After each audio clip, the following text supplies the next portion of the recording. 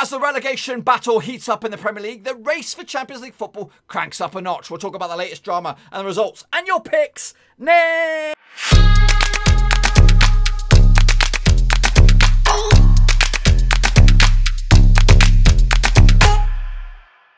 That's right, folks, back once again with another prediction show. Today, we're taking a look at match number 35 at the Premier League, and we'll get to that in just 1 second. If you're new to the channel, smash the old subscribe button. Keep you bang up to date with all things Papa Rovers related, Premier League related, world football related. We get it all here, boys. Under Warowski, that's right. Yeah, so it's all getting heated in the race for the Champions League. As a lot of teams dropping points and a lot of teams gaining points. Of course, same can be said for the old relegation battle as well at the foot of the table. We'll talk more all about that in just a second. I want a big shout out because I've got 11 Patreons. That's right. Of course, Tom Clark has stepped back up into the plate and he makes it number 11. We've got a team now, boys. We have a team of Patreons. Respect to you all for supporting the channel. So a big shout out to that team. So we have in goal, William Shepherd, Russell Frost at the back. Cody Cahoe, he likes to play up top. Joining him, Russell Frost at the back. We have Tom Clark, Tom Beres and John Spurn, the ledge. Into midfield, we have Aztec Marking Me Mark, Noko Drinker, Daniel Mann, and Bianca Muller. LG and Cow is up top there with Cody Cahoe. Respect to you guys for supporting the channel the way that you do with Patreon, and that's much love. Much love. It puts a smile on my face. It gives me a kick up the arse, gives me the mojo to keep on doing what I'm doing, especially in this madness where there's a game every 2 seconds here. I've got to do a prediction show like literally every farting second. But I love it. I love it, and you guys make it put me a bigger smile on my face. So if anyone else wants to join the Patreon gang, there is the link down below, patreon.com/Roverseas. We've got our 11. We've got a complete football team, but now we're looking for the dirty dozen. That's right, the dirty dozen. Can you make up number 12? Make sure you check out the description for patreon.com/Roverseas. Let's get into it. Take a look at how we all got on. Of course, it is the Premier League. Here we go. Here's the criteria. Again, it does fluctuate a little bit, but we're going to go with 0 to 3. You're in the shit-face gang. 4 to 6. You're in the straight-face club. 7 plus. What's that? Top banana. Alrighty then, so let's take a look at these, the past few games, of course, that took place the past few days as well. It's been manic. It's been manic. I'm going to kick it off with a weird one. It was Spurs 0, Bournemouth 0, or Bournemouth 0, Spurs 0, should I say. I got this one bang on the nose, boys. Bang on the pissing nose, that's right. Arsenal, though, did grind out a 1-1 draw against Leicester City, both former Premier League winners, of course. Aubameyang getting himself set, Aubameyang getting the opening goal for Arsenal on the 21st minute. Vardy with a late equaliser, and Nketiah getting himself sent off. 3-1 for me, got that one wrong. Villa, they got battered by Manchester United, 3-0 in the end. I was not too far off of this one. Fernandes from the penalty spot, Mason Greenwood, and Paul Pogba as well. Actually went with the 4-1 win for United. Not too bad, though. Not too bad. Of course, Liverpool took care of business against Brighton, 3-1. Goal scorers on that day, Salah, Henderson, Salah with the brace, actually. Trossard with the only goal for Brighton. Actually went with a 3-1. Bang on the piss and nose, boys. That's right. Crystal Palace, they lost to... it was a close game. 3-2 loss to Chelsea at Selhurst Park. Actually went with a 2-0 win for Chelsea. Goals on this one, Giroud, Pulisic and Abraham, Saha and Benteke on the score sheet for Crystal Palace. Everton and Southampton took out to a 1-1 draw. Danny Ings on the score sheet again. And Richarlison getting the equaliser for Everton. Actually went with a 2-0 win. Got the right amount of goals, just didn't distribute them correctly. Next up, Manchester City and Newcastle was a 5-0 bellybuster, going in favour, of course, the former winners of the Premier League. Jesus, Mahrez, Fernandes with a big fat OG Silva, and Sterling as well. Actually went with a 4-1. Got the right amount of goals, though. Got the right amount of goals. Sheffield United did beat Wolves 1-0. There's a bit of a surprise there. John Egan, 93rd minute belter. That's what they do at the moment. 2-1 win for me for Wolves. Got that one wrong. Watford did take care of business against Canaries. Massive win for them in the grand scheme of things. Dawson, Welbeck on the score sheet for Watford. Boyenda give Norwich an early lead, but ultimately amounted to nothing. I went with a 2-0 win as well. And of course, them six-fingered freakazoids, them turd haces, the incest freakazoids. It's Burnley. They did pick up a win against West Ham in the end. J. Rodriguez, the turd house, with the goal. 2-0 for me for the Hammers, so I got that one wrong. In fact, I did 1, 2, 3, 4, 5, 6. That's just shy of the old top face guy. I'm in the straight face club, boys. This is the situation out on the table at the moment. Liverpool, of course, 92 points. They're champions already. They're on party mode. Manchester City are 9 points clear of Chelsea in 3rd. Leicester City are 4th, and Manchester United are 5th. Is that correct? Have I got that right? I have got that right. So, yes, it is cranking up a notch. It seems like Manchester United have broken away from the chasing pack. 6 points clear of Wolves at the moment. But if Manchester City get their thing overturned, then Manchester United will be playing Europa League football as it stands.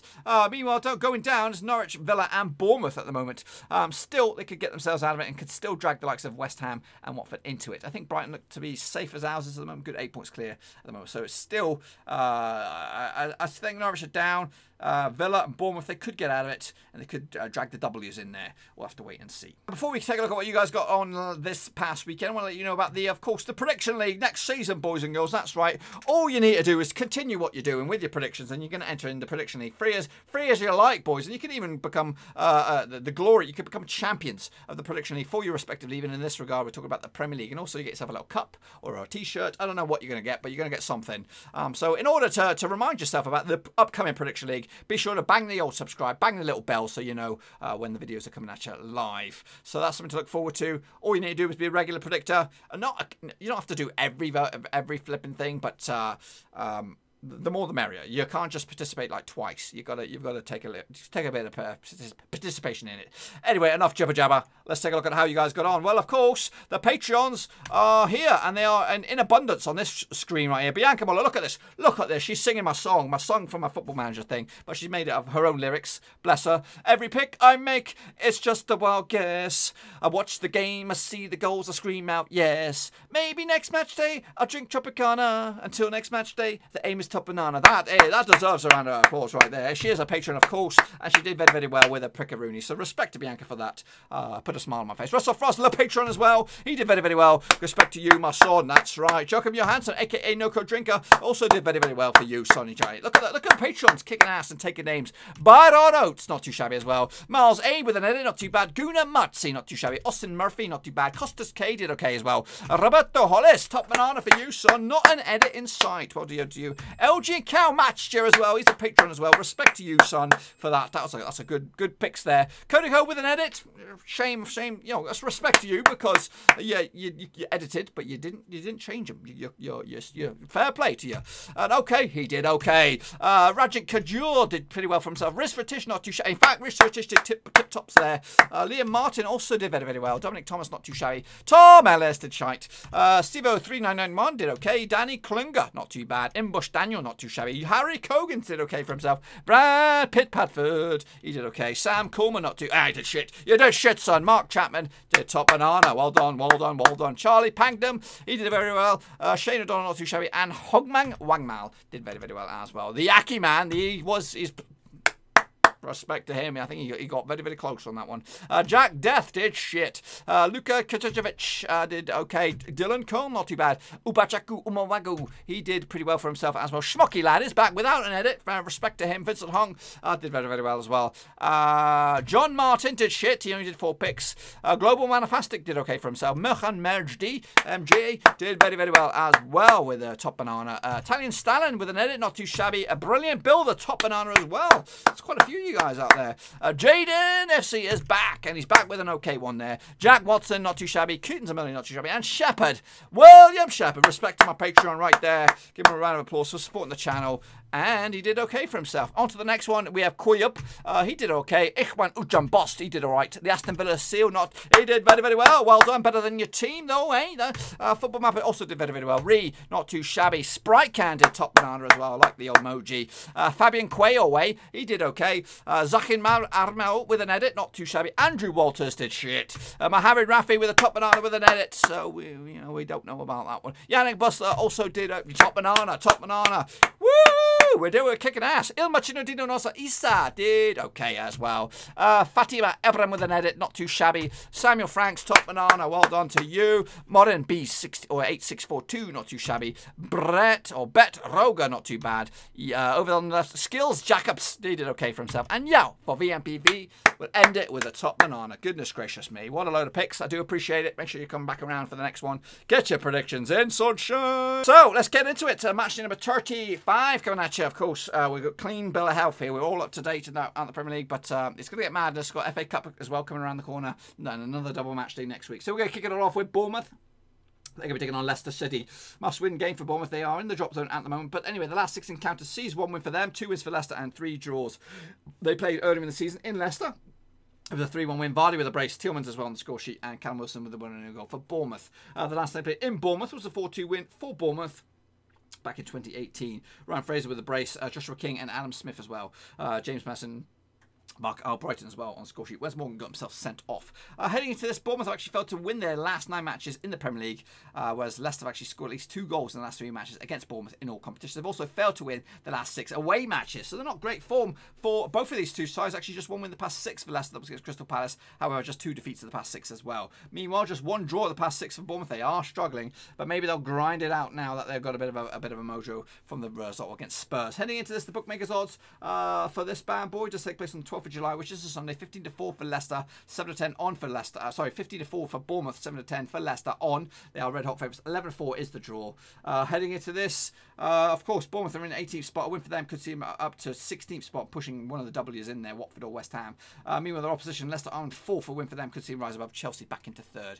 I'm going to go with a Leicester victory on this one. They've not been great recently, but I think they'll do enough to get over the line against the Cherries. Next up, we have Aston Villa. They're going to be up against Crystal Palace. Heading into this, where is it? There it is. The last 6 encounters sees 2 wins for Villa, 3 wins for Palace, and 1 draw. They played at Selhurst Park back in August. It was a 1-0 win for Palace, of course. Jordan Ayew on the score sheet on the 73rd minute. Trezeguet getting himself sent off at the 54th minute. Heading into this, Palace actually lost the last 4 matches in the Premier League, whereas Villa have actually failed to score in 5 of the last 7 matches as well. Villa have also failed to win the last 9 matches in the Premier League. Heading into this, 4 defeats on the spin for Crystal Palace. Meanwhile, Villa, without a win in 6, at least. The bookmakers' odds on this one, Aston Villa are 6 to 5. They are the favourites, 23 to 10. There is the draw. 23 to 10 is also the long shot on this one. Crystal Palace coming to this.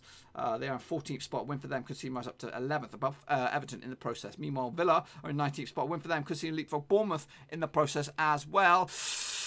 If any time there's a win for Villa, any time Villa can pick up a victory, it's this match day. But I'm still going to go with the Crystal Palace win. I think Palace is just shell shocked. I'm sorry, Villa are just shell shocked at the moment. They can't get it. They can't get out the door. They just can't do it. They can't get any points on the board, and they need some points big time. And if anything, it's now. Next up we have Brighton. They're going to be taking on Manchester City. This then takes place at the Amex, of course. The last 6 encounters between these two sides sees 6 wins out of 6 for Manchester City, including a 4-0 win at the Etihad early in the season when they had fans, of course. Aguero with the brace, De Bruyne and Silva, Bernardo that is, on the score sheet back in August. Man City have actually won their last 6 matches against Brighton in all competitions. They've also lost their last 3 away matches in the Premier League. So that's pretty ropey form. Meanwhile, Brighton just 1 win the past 4. That was against Norwich a couple games back. That's actually sandwiched in between a defeat against Manchester United and Liverpool, of course. The bookmakers' odds on this one, Brighton are probably way underdogs. Take place on Saturday the 11th of June, 70 to 2 for Brighton, 70 to 4 is the draw, 3 to 10 on for Manchester City, who are the red hot favourites on this one. I don't see anyone else going against this one. I'm pretty sure everyone will go Manchester City. But a win for City in 2nd could get up to 72 points. Win for Brighton in 15th will probably end any lingering relegation match, which I think they're already safe as houses, but they put up to 39 points in the end. I'm going to go with a 3-0 win for Manchester City on this one.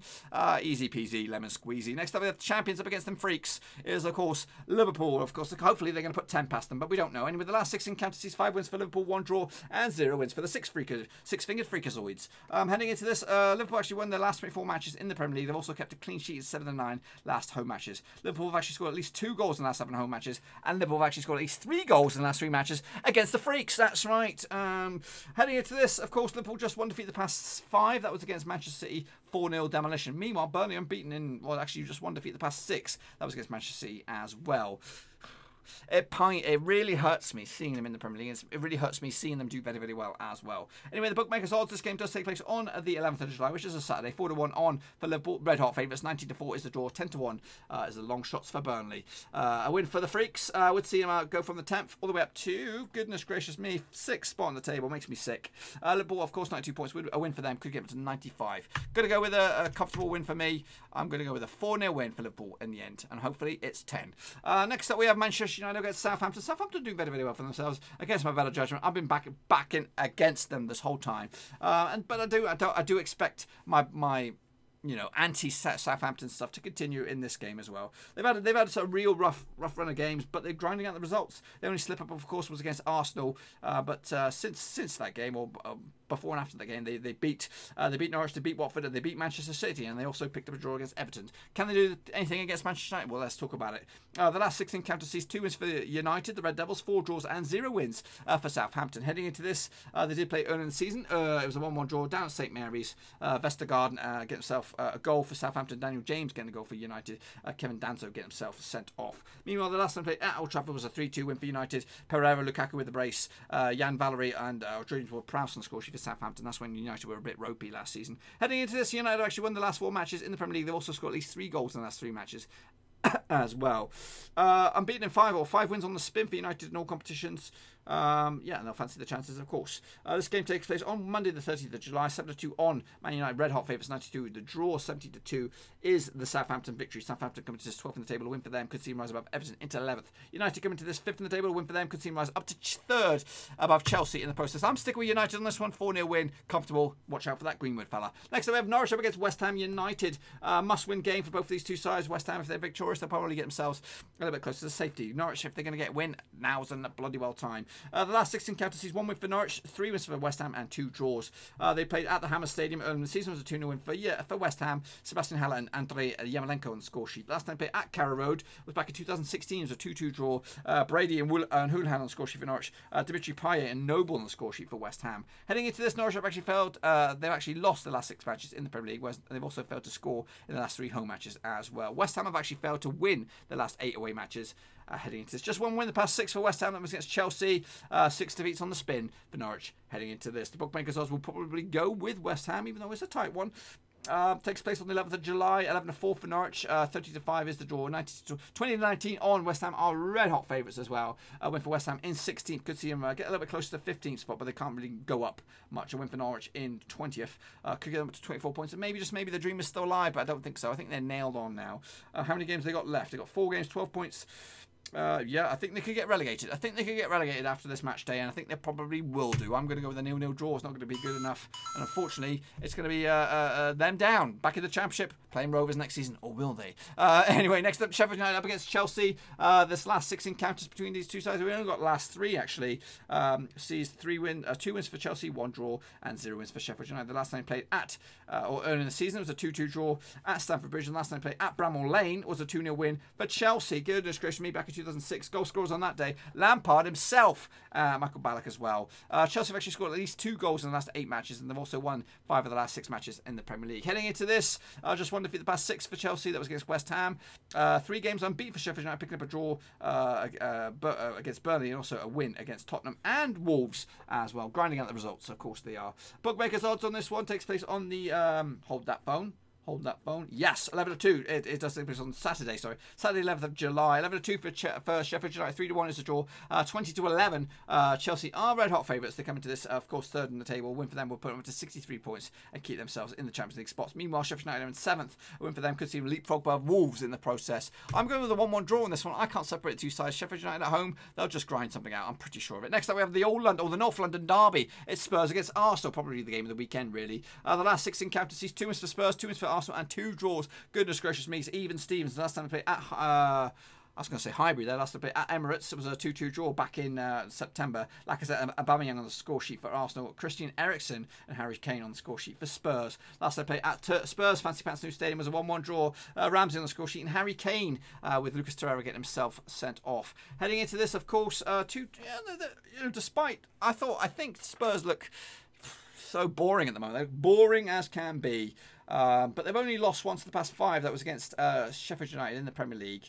Meanwhile, Arsenal are unbeaten in 5 games themselves, only picking up a stumbling to a draw last time out, which was the 1-1 draw. Since that, before that, 4 wins on the spin for Arsenal. Looking good at the moment, and if the season has started at the reboot, they'll be flying high. Heading into this, of course, this game takes place on Sunday, the 12th of July, 7-5 for Spurs, 7-4 for Arsenal, 5-2 is a draw. So Spurs are favourites for this one. A win for Spurs in 9th could see them rise above Wolves into 6th. A win for Arsenal in 8th could also see themselves rise up to 6th spot on the table. I'm going with Spurs. Yeah, I'm going with the Mourinho factor to outwit and outfox Arteta, the governor at Arsenal. Next up, we have Watford up against Newcastle, of course. Newcastle are just ropey at the moment. They're all over the place. They're winning it, they're losing it, all over the place. Anyway, they've actually just won once the past 5 games, Newcastle, and that was against Bournemouth a couple of games back. Since they've drawn a couple of games, drawn against Villa, drawn against West Ham, and a couple of defeats in there. Meanwhile, Watford just won once the past 6. That was against Norwich last time. That was a big one. It was a big one for them heading into this. But the last 6 encounters between the two sides sees 3 wins for Watford, 1 win for the Toon, and 2 draws. They played at St James's Park early in the season. It was a 1-1 draw. Goals from Fabian Schär and Will Hughes as well. Last time played at Vicarage Road was a 1-1 draw as well back last season. Solomon Rondon on the score sheet for Newcastle. Ducati on the score sheet for Watford. Heading into this, the bookmakers' odds on this one taking place on the 11th of July, which is a Saturday. 3-4 on. Watford are red hot favourites. 30-5 is the draw. 50-4 is the away win for the Toon. Newcastle coming to his 30th at the table. Win for them could see him up to 11th in the table, 46 points. A win for Watford in 17th could see him up to 34 points, and leapfrog West Ham in the process. What we got for West Ham? What did we go for West Ham?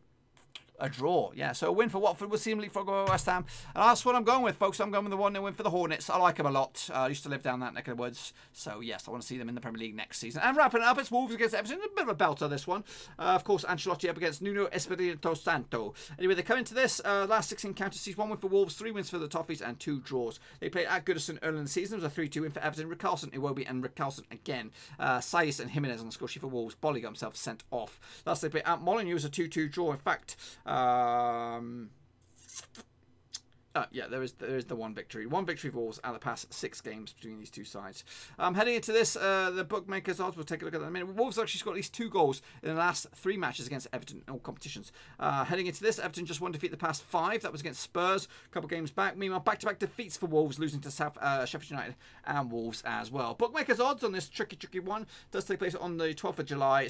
Evens for Wolves, 11-5 is a draw. 3-1 is the away win for Everton on this one. Everton coming to this 11th in the table. A win for them would be up to 48 points and maybe just a push for top 10. Meanwhile, Wolves coming to the 6th in the table. A win for them would put us at 55 points and maybe, just maybe, get their Champions League push back on the table. And that's what I'm going with, boys. I'm going with the 2-1 win for Nuno Espirito Santo and his chasing pack. Ancelotti will suffer a defeat again. And let's just say, between you and I, just between you and I,